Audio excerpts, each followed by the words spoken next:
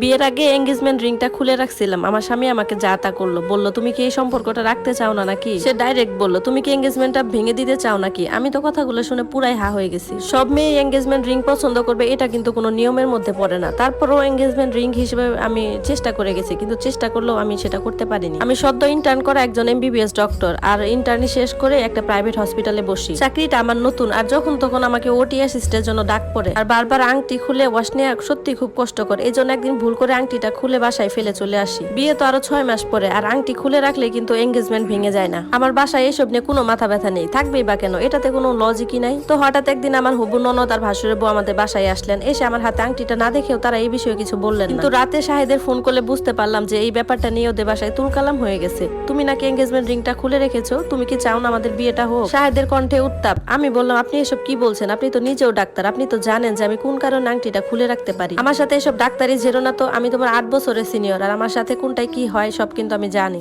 ভালোই ভালোই হাতে আংটিটা সব সময় পরে থাকবে। সে লাইনটা কেটে দিল। আমি তো অবাক হয়ে গেলাম, ছোট্ট একটা বিষয়ে এত কিছু হয়ে গেল।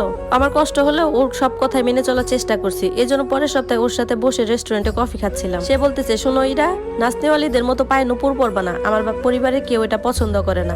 আমার নুপুর অনেক পছন্দ, আমার বাবা গত বছর আমাকে কিনে দিয়েছে। এখন আর তোমার বাবা মার কথা ভাবলে চলবে না, এখন থেকে তুমি আমার বাবা মার কথা ভাববে। আমি তো সব চুপচাপ করে মাথা নিচু করে শুনলাম। আমার এক কলিগের বার্থডে ছিল, এই জন্য সবাই ছোট্ট একটা কেক কেটে সেলিব্রেট করলাম।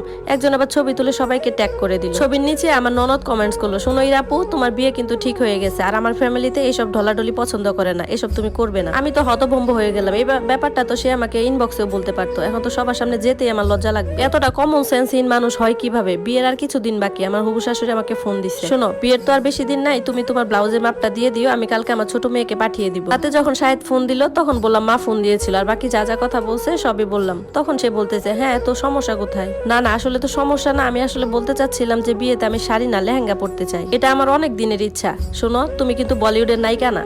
আমি বললাম এতে নায়িকা হওয়ার কি আছে, এখন তো অনেক মেয়েরা এই লেহেঙ্গা পরে, আর এটা তো আপনার বাজেটের মধ্যেই হবে, মানুষ তো একবারই বিয়ে করে তাই না। সেখানে আমি আমার পছন্দের পোশাকটা পরতে চাই। এই প্রথম আমি ওর সাথে উচ্চ স্বরে কথা বললাম। তুমি আমার সাথে চিৎকার করো, এত বড় সাহস তোমার। আমি বললাম আমি তো চিৎকার করিনি, আমার পছন্দটা শুধু আপনাকে বললাম। চুপ থাকো, একদম চুপ থাকো, আমার মা যেটা বলবে সেটাই করবে, আর আমার ফ্যামিলি যেটাতে মত দিবে তুমি সেটাই করবে। এর বাইরে বেশি মাতাব্বরি করার চেষ্টা করবা না, আমি কিন্তু পছন্দ করি না। এসব শুনে আমার খুব কান্না পাচ্ছিল। যখন খাবার টেবিলে খেতে বসলাম তখন বাবা মা ভাই বোন জিজ্ঞাসা করতেছিল যে আমার কোনো সমস্যা হয়েছে কিনা, কারণ এই সময়টাতে তো মেয়েরাও বেশি উৎফুল্ল থাকে। আমার মনটা ভীষণ খারাপ ছিল, এতদিন আমি কিছু না জানালেও আজকে আর থাকতে পারলাম না, ঝরঝর করে কেঁদে ফেললাম, সবকিছু বলে ফেললাম। এরপর মা আমার মাথায় হাত রাখলেন, আর বাবা বলতেছে কালকে তোমার কোন ডিউটি আছে। তারপর আমি বললাম মর্নিং ডিউটি। সে বললো আচ্ছা ঠিক আছে, তাড়াতাড়ি ফিরে এসো, পরে এসব নিয়ে কথা হবে, আর কান্নাকাটি একদম করবা না। মা বাবা তো পাশে আছে নাকি, এখন জলদি জলদি খেয়ে দাও তো আম্মু। পরদিন আমি অফিস থেকে ফিরে অবাক হয়ে গেলাম, দুপুরে খাবার দাওয়ার আয়োজন চলছে, ওদের বাড়ি সবাইকে নিমন্ত্রণ করা হয়েছে। খাওয়া দাওয়া শেষ করে আমার হবু শাশুড়ি বললেন কি ব্যাপার বিআই সাহেব, হঠাৎ করে ফোন দিয়ে সবাইকে আসতে বললেন যে। আপনার কথা তো আর ফেলতে পারি না, হাজারো হোক আপনার আমাদের নতুন আত্মীয় হতে যাচ্ছে। তখন বাবা বললেন আসলে আপা আমার এটা দুর্ভাগ্য যে আমি আপনার আত্মীয় হতে পারছি না। তখন তো হবু শাশুড়ি চমকে উঠলেন। গর্ভবতী সবাই